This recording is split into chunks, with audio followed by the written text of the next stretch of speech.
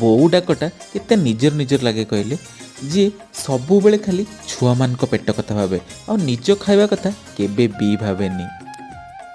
ଘରେ ସମସ୍ତଙ୍କୁ ଖାଇବା ଦେଇ ସାରିଲା ପରେ ତା ପାଇଁ ଅଧା ବେଳେ ଖାଇବା ହିଁ ନଥାଏ।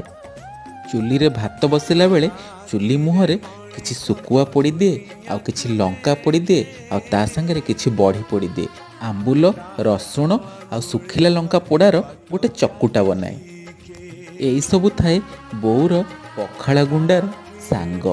ଆଉ ତାପରେ କ'ଣ କରେ ନା ବଢ଼ି ସହିତ କିଛି ଗୁଳି ପିଆଜ ଆଉ କଞ୍ଚା ଲଙ୍କା ଟିକେ ସୋରିଷ ତେଲ ପକେଇକି ତାକୁ ବି ଟିକେ ହାତରେ ଖାଲି ଦଳି ଦିଏ।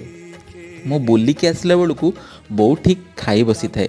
କହିବ କୁଆଡ଼େ ଯାଇଥିଲୁ? ଖଳାରେ ବୁଲି ବୁଲି କଳା କାଠ ପଡ଼ିଗଲାଣି, ଆଇଲୁ ଆଇଲୁ ପଖାଳ ଗୁଣ୍ଡେ ଖାଇଦେଲୁ।